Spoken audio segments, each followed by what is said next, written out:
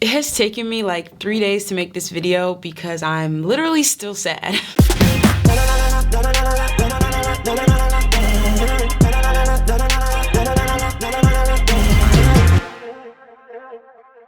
What's up guys, welcome back to the channel. If you're new here, my name is Lili and this is where I document my investing journey and bring you guys along with me. And usually I like to have good news to share on the channel, but today I don't. I missed out on a home run deal.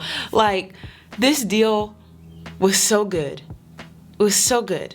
And I was like 3 minutes late. Like 3 minutes late. So basically, to tell you guys the whole deal, I started out house hacking, right, to get my first investment property with a low down payment. You can check out this video if you want to learn more about that. Then I moved into wholesaling because you can really only house hack once a year, and house hacking is definitely, you know, small passive income from your rental income. But wholesaling, you know, you get those lump sum payments. I've showed you guys how I made, you know, $5,000, $10,000 a pop on these deals. And now I want to, you know, keep some of these properties for myself. So instead of just wholesaling them to an investor for them to turn into a rental or to flip, I want to keep it for myself. And I've already got one of these deals in the works. Check out this video right here if you want to learn more about that. But I got sent a perfect deal. It was so good. It was so good. Okay, let me focus.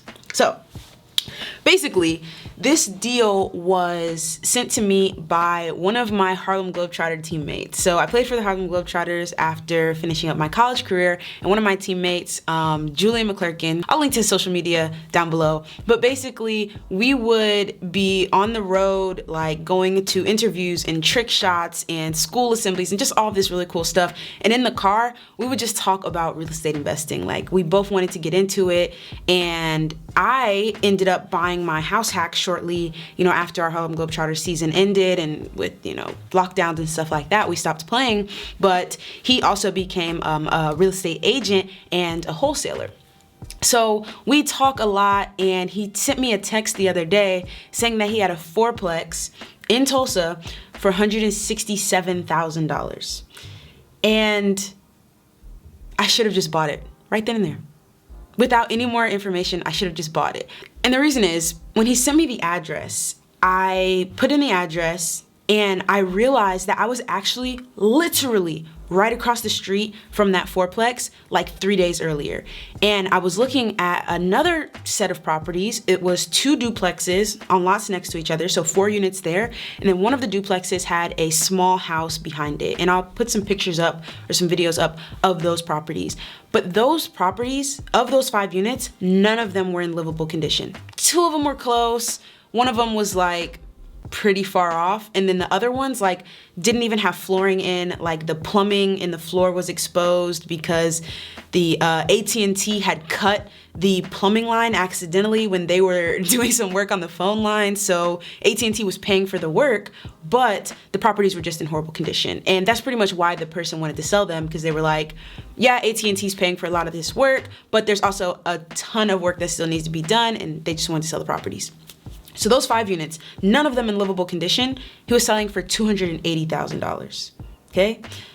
This fourplex, 1 fewer unit, all properties in livable condition, needing updating, but in livable condition, $167,000, okay? Right across the street from each other.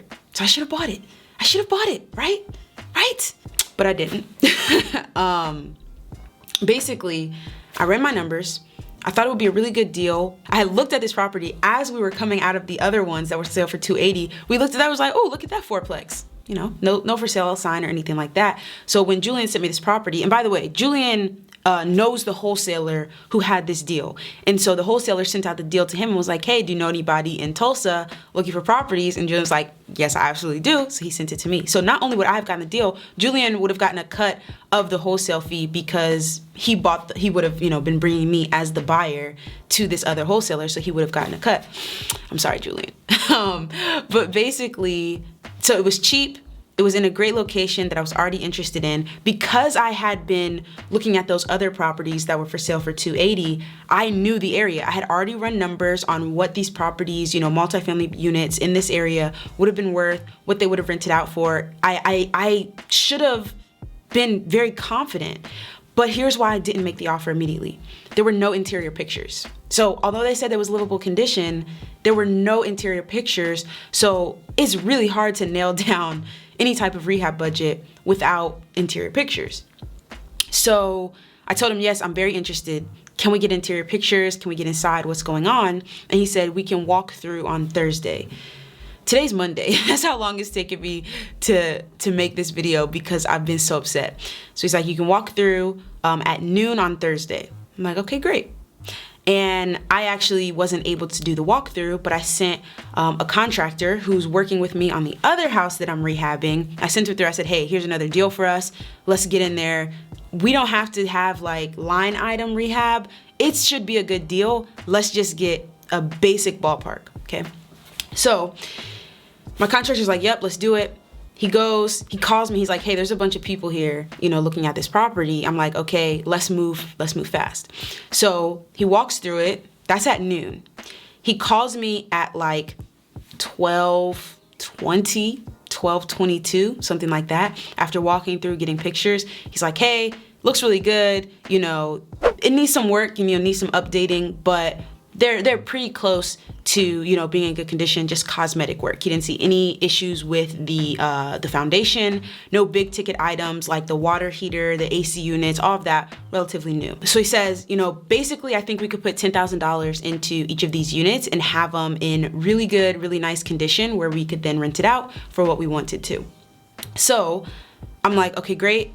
I basically put $40,000 rehab, $167,000 purchase, and I ran my numbers for a BRRRR. And I've done another video more in depth on how the numbers for the BRRRR work. So you can check out this video right here if you want to see all of the nitty gritty. But basically I ran the numbers and I was like, look, this is going to be like a 65% return on investment. And I'm only going to need to leave a couple of $1,000s in the deal to make sure that these units cash flow. So I'm like, this is definitely a home run. So I text Julian at 12:34 and I'm like, let's do it. Full price offer, cash offer, let's do it. We could talk about in that BRRRR video, I talk about how I'm using hard money to get these deals done to purchase with cash. But I'm like, full price offer, let's do it. And he sends me back a screenshot from when he texted the wholesaler and was like, let's do this, literally like a minute later. And the guy said, just sold. I was like, what? What? It's literally been 34 minutes since the walkthrough started. And he's like, someone came in with a full price offer cash. And I'm like, so did we. And usually it's a situation where if there are multiple offers, the person will come back and say, you know, what's your highest and best offer? That's usually what I do. You know, when I'm wholesaling my property, I say, okay, I'm accepting offers until 5 p.m. on this day. Highest and best, right? What is the top amount you're willing to pay? I'll pick the highest one from there. But he didn't do that. He just immediately sold the property. And I was like, is he gonna ask for highest and best? Can we beat that offer? And so, you know, I offer $167,000. I was like, look, I'll pay $175,000. I'll even go a little bit higher to get this deal done. And the wholesaler who Julian was talking to was like, my partner already signed the paperwork with his buyer. So that's it. It's gone. Now, of course, that person could fall out, you know, back out of the deal, whatever. But it's such a good deal. That's not gonna happen. And I mean, maybe I should be more positive or whatever, but I just feel like it's not gonna happen. And, you know, Julian and my mom and everybody's telling me like, look, if it was meant for you, you would have gotten it. It wasn't for you, you know, just keep moving forward, find other deals. Like literally my friend called me the other day and was like, I'm just checking on you because I know how upset you were that you missed out on that deal. And it's like, it went so quick. And I feel like I made this offer 34 minutes after the walkthrough started. Like that's the number that stuck in my head. Like I'm like dreaming about it, like 34 minutes. And I'm like, could I have acted any quicker? Yes, I could have just made the offer before the walkthrough happened, right? But I didn't have any interior pictures. So it's like, maybe it wasn't meant for me, but I still feel sad. I still feel sad. Yeah. I don't know if there's a lesson in this video, but basically it's just like, not everything works out. I don't know about other channels if they put, you know, their failures up there, and maybe this is a failure, maybe it's not, but like, it's not all roses and sunshine and rainbows every day. Like, you know, it's great to post those videos where it's like, yes, I did a great deal, you know, I found a great deal, I wholesaled a great deal, I bought a great deal, whatever. But there are definitely, you know, those moments where you miss out on deals. And this isn't the first deal I've missed out on, trust me. Like, deals that I wanted to wholesale and deals that I wanted to buy for myself, I've definitely missed out on those. Making an offer, somebody offers more, you know, it happens. But I think this one hurt so bad because I felt like I acted so quick and I acted so decisively. Full price offer, cash, will close quick. I'll submit earnest money today. They wanted $3,000 of earnest money. I was like, no problem. Let's do it. Non-refundable. $3,000 non-refundable, immediately earnest money. I'm like, done. And I still missed out on it. So yeah, kind of stinks. Also, one thing I will say is that this wholesaler is not from Oklahoma. Oh yeah, that was, I guess this is the point I wanted to make. So 2 points. This wholesaler wasn't from Oklahoma, and so even Julian told me, like, after talking with After, he said he got slammed with offers immediately, and I just wish I had been first. But anyway, he got slammed with offers. Of course, nobody could buy it because they had already signed the paperwork with the person who submitted their offer first.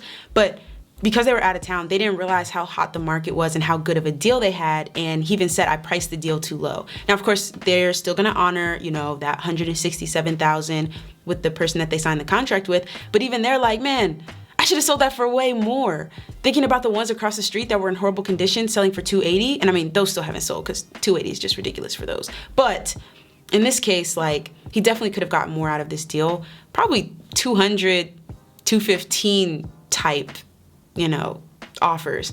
So it's like, getting connected with wholesalers is great because those off-market deals are usually at a discount, right? Even more of a discount than you can get with on-market. And I really like on-market properties, especially for people trying to get their first deal. That's how I got my first few deals.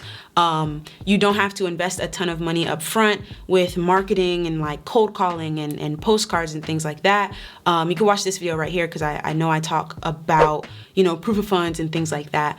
But getting connected with other wholesalers when you're looking to buy a property is absolutely, you know, is absolutely a good idea because they can get these steep discounts. But also it's like, I want to be finding those properties myself, right? Like, I don't want to have to depend on a wholesaler to bring me a great deal in a fourplex. Like, I want to go find those deals myself.